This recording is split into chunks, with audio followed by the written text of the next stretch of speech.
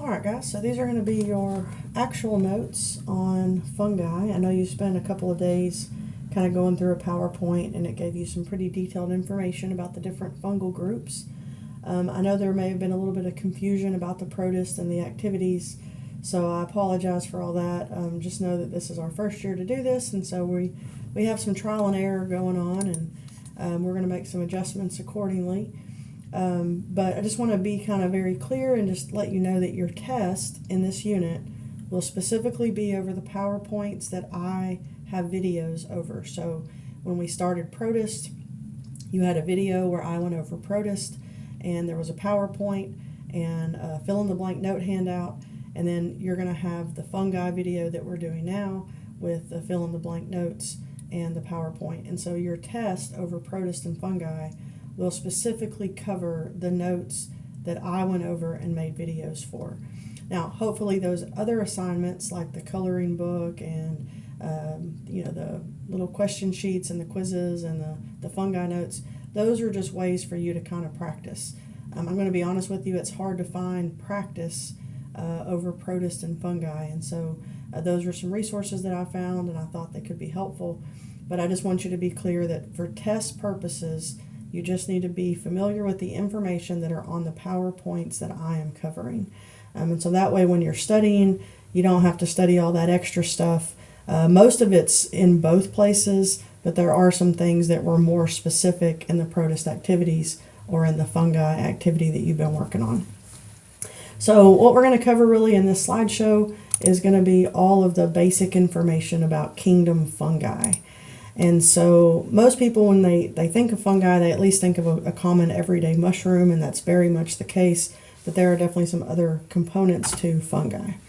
So what would put something in this particular kingdom? Because the fungi, they are their own kingdom, and they have some distinct characteristics that do set them apart from the other kingdoms like the protist or the plants.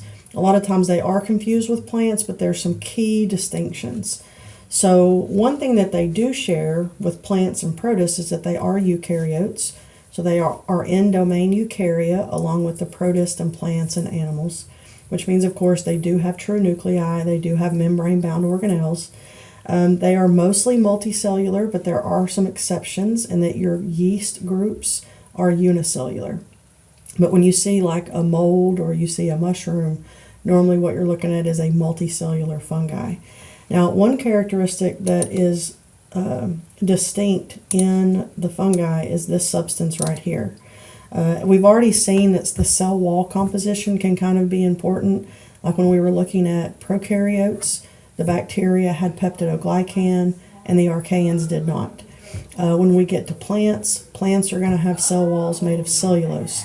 And so the cell wall is an important defining characteristic of a kingdom. And so what fungi have is this substance called chitin. It's not chitin, it's chitin.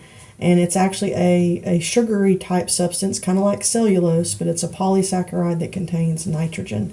Now this is the same substance that you'll find in insect exoskeletons, like a grasshopper.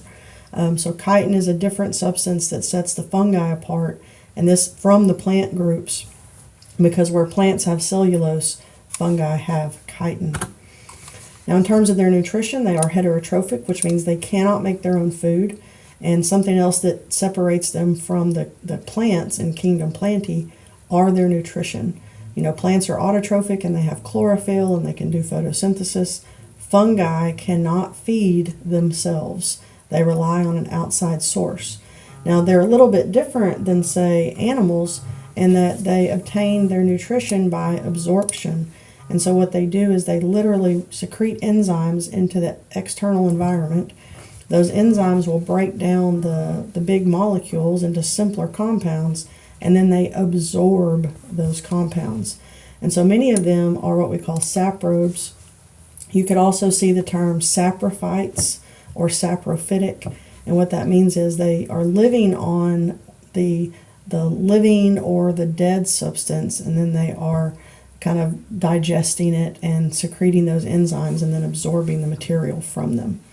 Now, in terms of their nutrition, They could absorb and be a decomposer, so they're actually breaking down those dead materials around them and decomposing them, or they could be breaking down a living organism, and they act as a parasite, so they're literally breaking down the tissues of a living thing and using them for food. Or they could be good, they could be mutualistic, and so it just depends on the relationship. Now, in terms of structure, the structure of fungi is a little bit different than other kingdoms and other living organisms. So they're made of these little tiny thin filaments called hyphae. If you look at them under the microscope, they almost look like little roots, but they do not have the same structure as a root, and they are not true roots like what you would see in a plant. And they are microscopic. They're little bitty tiny and thin. They're only 1 cell thick. Some of your hyphae will have these little cross walls called a septum, or septa is plural.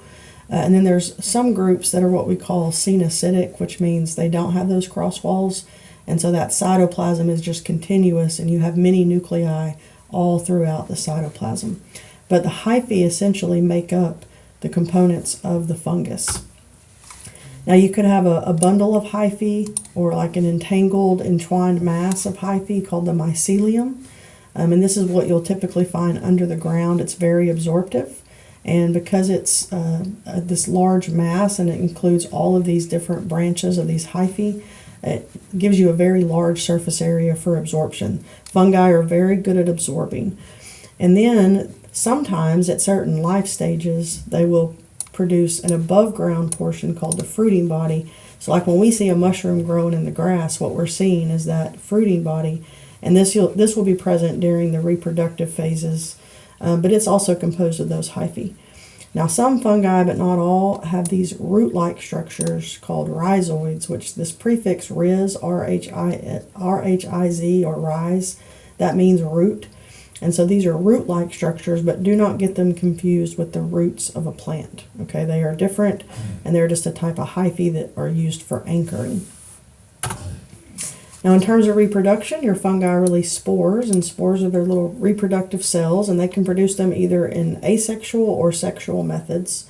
And so these spores are everywhere. Kind of like bacteria are everywhere, spores are everywhere. They're just waiting for the right growing conditions. Like right now, there's spores in your classroom. There's probably some fungal spores on your body. You could have spores in your body. They spread very easily over great distances.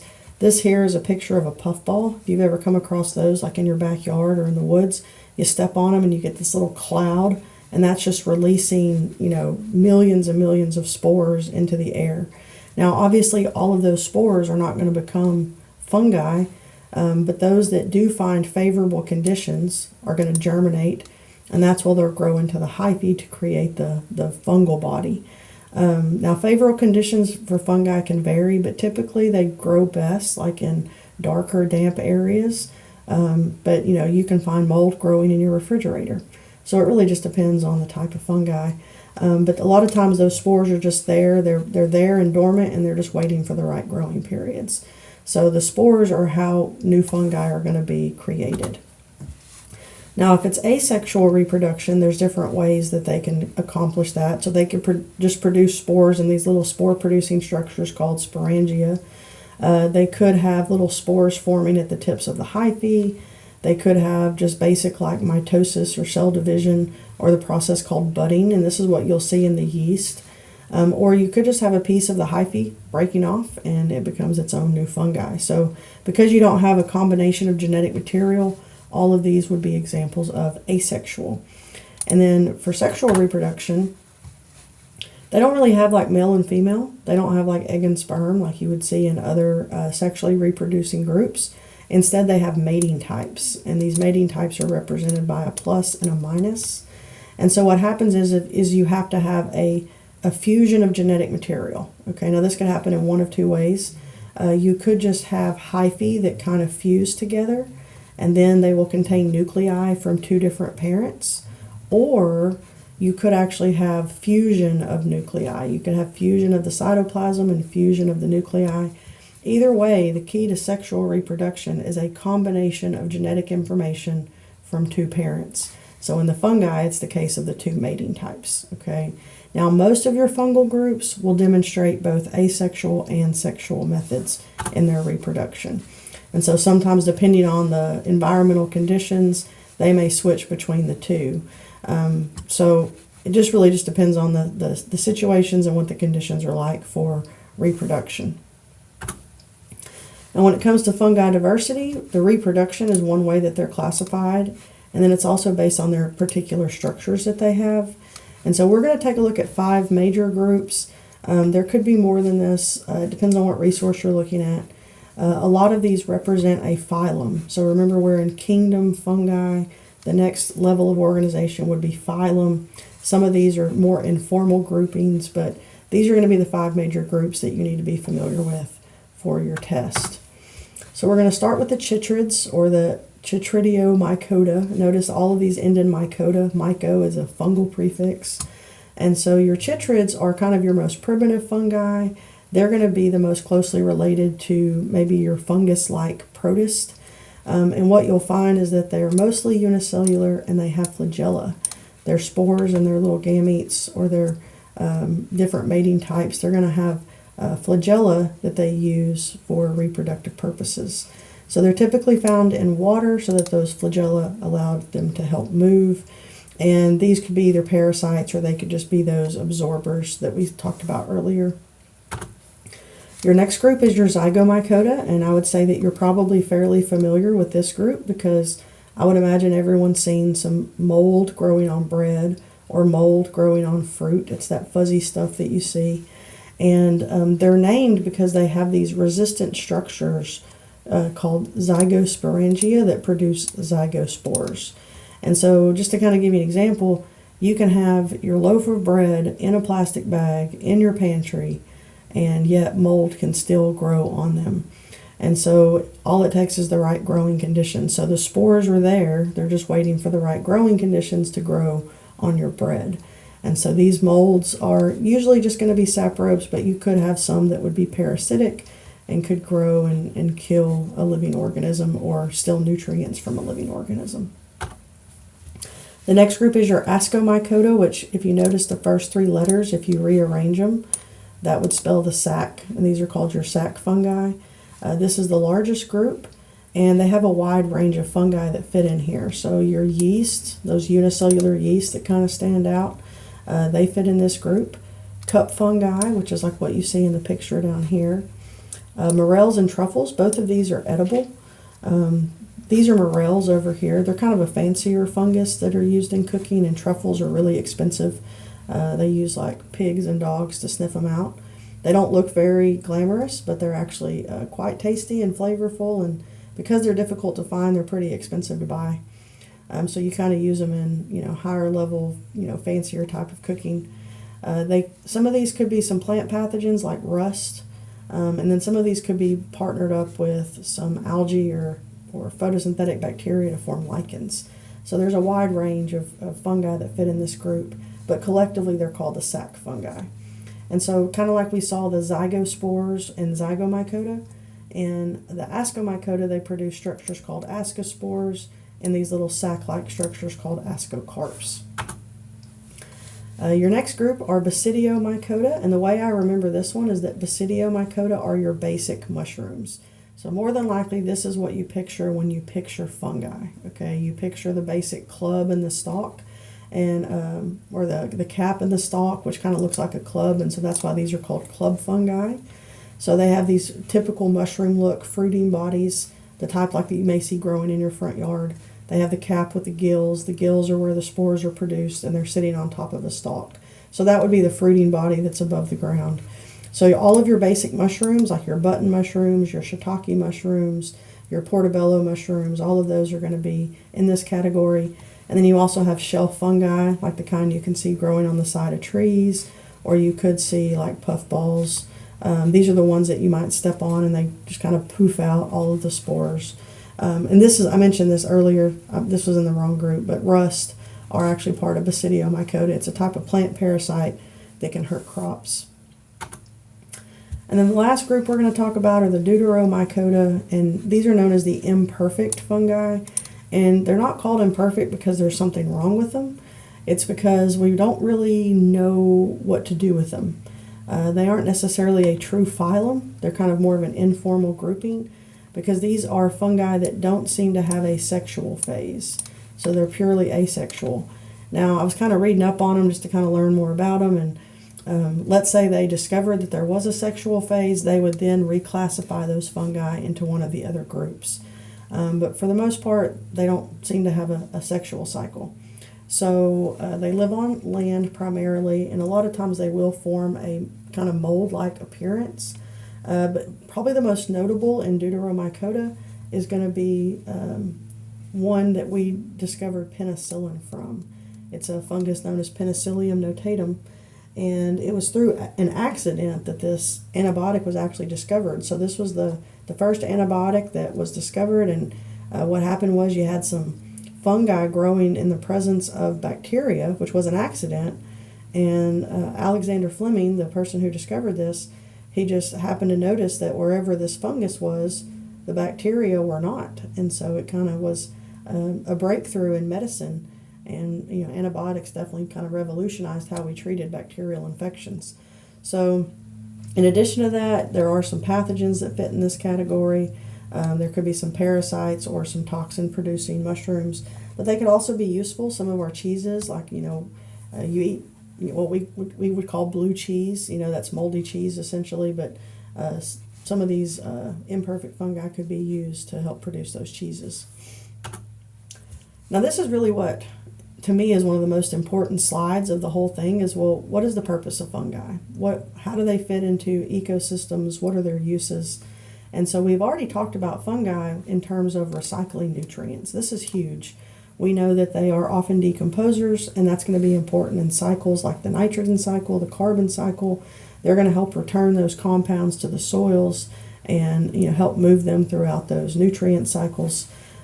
They are those saprobes or the saprophytes or decomposers, so they're breaking down that decaying matter. Many are part of symbiotic relationships, both good and not so good. We use them in foods. We use them in baking, like when you use yeast to ferment. They do that alcoholic fermentation, so they release carbon dioxide. We use them in alcohol production and winemaking. And then, of course, like we saw with that Penicillium notatum, we could use them for antibiotics. Now, some examples of parasitic fungi. I know that picture is kind of gross to look at. That's obviously an extreme case, but they could cause diseases, and this is a name for fungal disease. It's called a mycosis. IS is one, or mycoses, ES is more than one. But these diseases, these mycoses, are essentially fungi that are going to kind of be living on a living host, and what they'll do is they will kind of break their tissues down for food, and so therefore that's going to cause some pain and some definitely a disease. So in terms of plants, there's smut, mildews, rust. These can be very detrimental to crops, so it's really important that fungi don't get a hold of them. There's certain fungi that once you see them on your bushes, you might as well just tell your bushes goodbye because they're not going to come back from it. In humans, diseases like athlete's foot, where it's kind of breaking down those tissues. Ringworms are actually not a worm at all. They are a fungal infection. A lot of times they can be carried by cats, so if you have cats as pets. Yeast infections. Now, yeast infections typically occur in women, but they could also occur in men.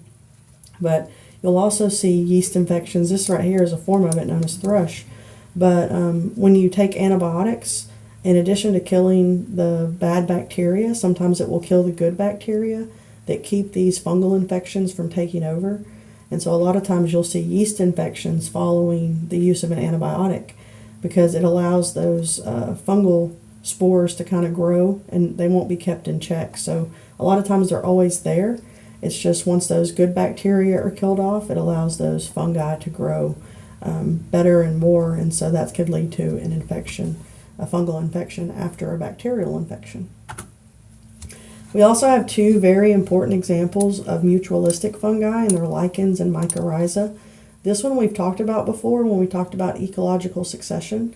They're often the pioneer species, especially in primary succession, but they're a combination of fungi and either green algae or the cyanobacteria. And both of these are microscopic or small photosynthetic organisms. And so We know that if they are photosynthetic, they're providing food, and remember that the fungi are really good at absorbing.